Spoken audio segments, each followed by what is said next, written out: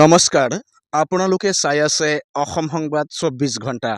আজি আমি অসম সংবাদ ২৪ ঘণ্টাই আহি উপস্থিত হৈছোঁ ঢেকীয়াজুলি ৰাজচক্ৰ এলেকাৰ গড়মৰা কছাৰী গাঁৱত।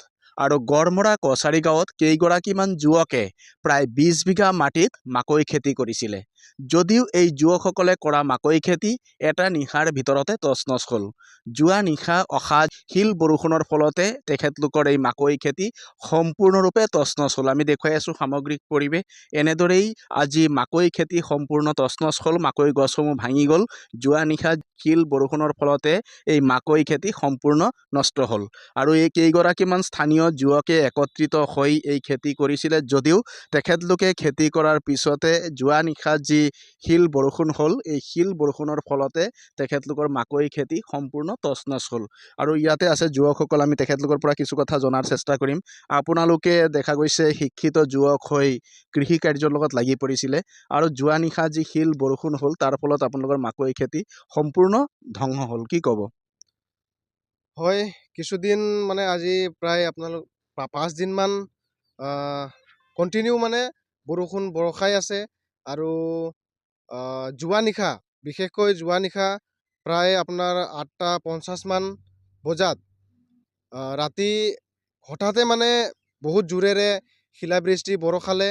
আৰু আমি স্থানীয় যুৱক হিচাপে, লগতে আমি নিবনুৱা যুৱক, আমি আমাৰ বেলেগ সংকল্প নাই, আমি কাম কাজ কৰিবলৈ বা আমাৰ চাকৰি বাকৰি তেনেকুৱা নাই।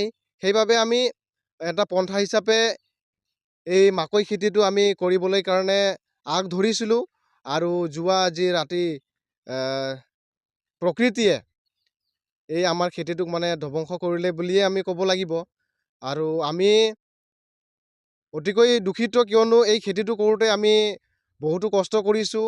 বহু লোকে এই খেতিটোৰ লগত জড়িত হৈ কষ্ট কৰিছে। আৰু লগতে আমি আমাৰ নিজৰ, যিহেতু আমি ফাইনেন্সিয়েলি ইমান ভাল নহয়, আমাৰ ঘৰুৱা পৰিস্থিতি ভাল নহয়, সেইবাবে আমি বহুতৰ পৰা ধাৰ ঋণ কৰি এই খেতিটো আমি কৰিছিলোঁ।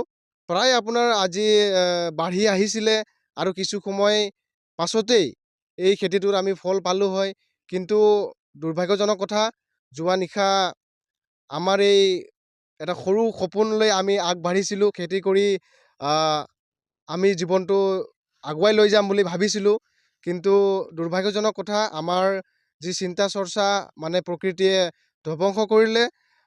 আমাৰ এটাই অনুৰোধ, যাতে চৰকাৰে আমাৰ এই যি নৱপ্ৰজন্মই যি আগুৱাই অহা বা যি কাম কৰিবলৈ আগবাঢ়ি অহা, এইটোক যাতে দৃষ্টি দিয়ে।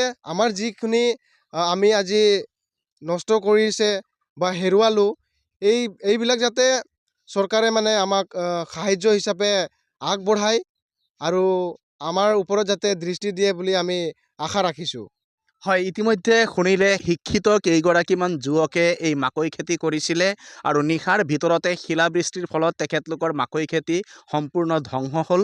আৰু তাৰ কাৰণে এতিয়া তেখেতলোকে ভাঙি পৰিছে, কিয়নো তেখেতলোকে অজস্ৰ পৰিশ্ৰম কৰিছিলে, আৰু কেইগৰাকীমান যুৱকে দিনে নিশাই ইয়াত পৰিশ্ৰম কৰিছিলে, কৰাৰ ফল কিন্তু তেখেতলোকে পাবলৈ সক্ষম নহ'ল।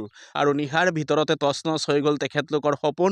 আৰু এতিয়া তেখেতলোকে চৰকাৰলৈ অনুৰোধ জনাইছে, আহ্বান জনাইছে, আৰু কৃষি বিভাগলৈ আহ্বান জনাইছে, তেখেতলোকৰ যি ক্ষতি, এই ক্ষতিৰ ক্ষেত্ৰত চৰকাৰে কিবা এটা ব্যৱস্থা কৰক। কিয়নো এইসকল শিক্ষিত যুৱক, তেখেতলোকৰ এয়া সপোন আছিলে, আৰু কৃষি বিপ্লৱ গঢ়ি তুলিবলৈ প্ৰচেষ্টা চলাইছিল, যদিও এই প্ৰচেষ্টা সম্পূৰ্ণৰূপে বিফল হ'ল। আৰু ইয়াত স্থানীয় লোক আছে, আমি তেখেতলোকৰ পৰাও কিছু কথা জনাৰ চেষ্টা কৰিম। আপোনালোকৰ ইয়াৰে কেইগৰাকীমান যুৱকে মাকৈ খেতি কৰিছিলে, আৰু আপোনালোকে ইয়াত শ্ৰমদান কৰিছিলে, জড়িত হৈ আছিলে। এতিয়া এটা নিশাৰ ভিতৰতে মাকৈ খেতি সম্পূৰ্ণ ধ্বংস হ'ল। কি ক'ব? যিহেতু আমি খেতিৰ ওপৰত মই দুই এষাৰ কথা ক'বলৈ যাওঁ। যিহেতু এই খেতি কৰিছিলোঁ আমাৰ নিজৰ ল'ৰাবিলাকেই, আৰু লগতে ময়ে আছোঁ।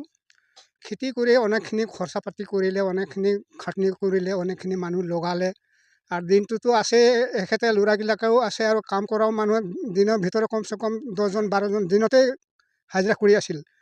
ইহঁতে ইমান টকা পইচা খৰচা কৰি আজি যদি এই খেতিখন নষ্ট হ'ল, সেই খেতি নষ্ট হোৱাৰ ভাৱে আমাৰ মনটো দুখিতীয়াল হ'ল। দুখী পোৱাৰ কাৰণে আপোনালোকক অলপ সহায়যুক্ত দিব বুলি আমি আশা কৰি আছোঁ। গতিকে আপোনালোকে কি চিন্তা কৰিব, চিন্তা ভালমতে কৰি পেলাই আমাৰ খেতিখন নষ্ট হ'লতো নষ্ট হ'লেই তাৰ ভিতৰত কিবা এটা আপোনালোকে চিন্তা কৰি সহযোগটো কৰিব।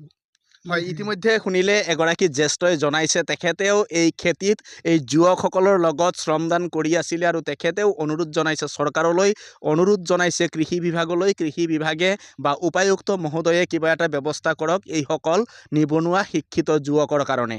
আৰু এই যুৱকসকলৰ যি সপোন নিশাৰ ভিতৰতে তছনছ হ'ল আৰু প্ৰকৃতিয়ে এটা মুহূৰ্ততে তছনছ কৰি থৈ গ'ল সপোন। আৰু এগৰাকী যুৱক আছে, তেখেতলোকে ইয়াত শ্ৰমদান কৰিছিলে, নিজৰ টকা ইয়াত সিঁচিছিলে তেখেতলোকে আৰু কৃষি বিপ্লৱ গঢ়ি তুলিছিলে।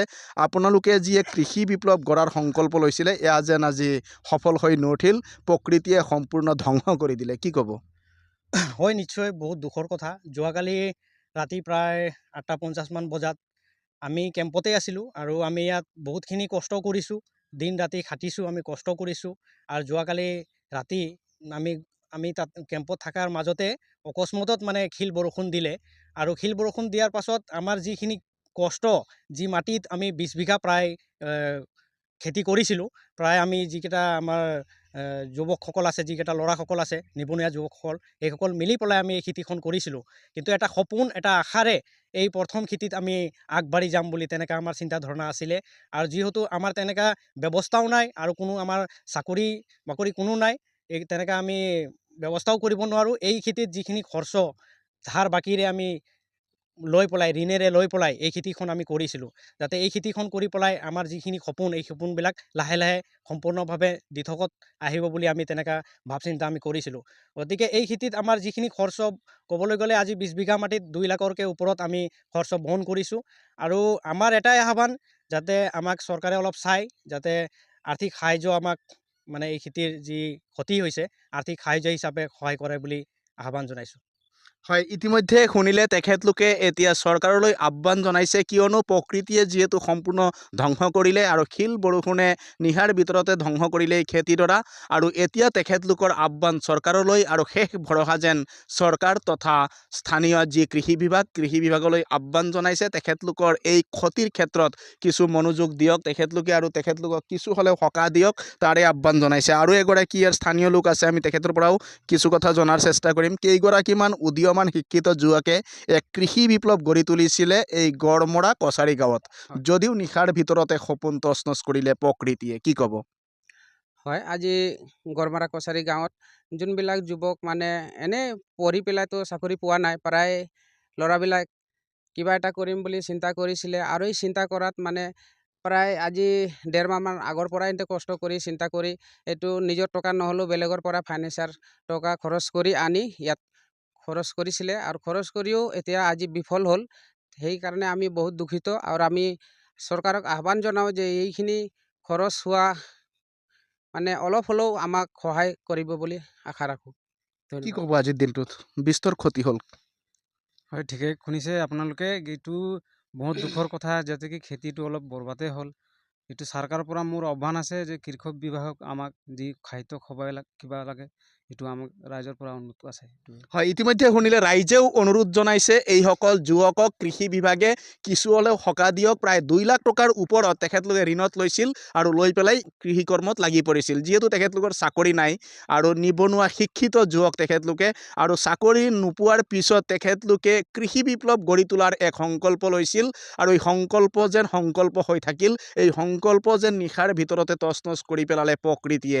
আৰু এইসকল যুৱকৰ এতিয়া শেষ ভৰসা ৰাজ্যৰ কৃষি বিভাগলৈ। কৃষি বিভাগে এবাৰ আহক, তেখেতলোকৰ খেতিডৰা চাওক আৰু তেখেতলোকক পাৰে যদি কিছু সহায় কৰক, তাৰে আহ্বান জনাইছে যুৱকসকলে আৰু স্থানীয় ৰাইজে। আৰু আমি দেখুৱালোঁ সামগ্ৰিক পৰিৱেশ গড়মৰা কছাৰী গাঁৱৰ পৰা। এনেদৰেই নিশাৰ ভিতৰতে তছনছ হ'ল কেইগৰাকীমান উঠি অহা উদীয়মান যুৱকৰ সপোন, আৰু প্ৰকৃতিয়ে যেন মুহূৰ্ততে সপোন শেষ কৰি দিলে আৰু সপোন যেন এতিয়া আৰু দিঠকত পৰিণত নহয়, সপোন যেন সপোনে হৈ থাকিল এইসকল যুৱকৰ। আৰু এনেদৰেই তেখেতলোকে প্ৰায় 20 বিঘা মাটিত মাকৈ খেতি কৰিছিল আৰু মাকৈ খেতি লহপহকৈ বাঢ়ি অহাৰ সময়তে এই শিলা বৃষ্টিৰ ফলত এই ধ্বংসলীলা চলিল এই মাকৈ খেতিত আৰু তেখেতলোকে এতিয়া নিৰুপায় হৈ পৰিছে, উপায়ন্তৰ হৈ পৰিছে আৰু চৰকাৰলৈ অনুৰোধ জনাইছে কিবা এটা সহায় কৰক, তেখেতলোকক সকাহ দিয়ক। যিহেতু তেখেতলোকে বৰ্তমান যদি চৰকাৰৰ পৰা কোনো সহায় নাপায়, এইসকল যুৱক সদায় ঋণী হৈ থাকিব। বিভিন্নজনৰ পৰা টকা আনি পেলাই যিহেতু এই খেতিত লগাইছিলে তেখেতলোকে, আৰু এতিয়া তেখেতলোকৰ উপায়ন্তৰ আৰু উপায়বিহীন অৱস্থা। এই ক্ষেত্ৰত চৰকাৰে নিশ্চয় ব্যৱস্থা গ্ৰহণ কৰিব। আমিও তাৰে আহ্বান জনাই সকলোৱে অসম সংবাদ 24 ঘণ্টা চাই থোৱাৰ কাৰণে মই প্ৰশান্ত বৈশ্যই ঢেকীয়াজুলি ৰাজচক্ৰ এলেকাৰ গড়মৰা কছাৰী গাঁৱৰ পৰাই সকলোলৈ অভিবাদন জ্ঞাপন কৰিছোঁ।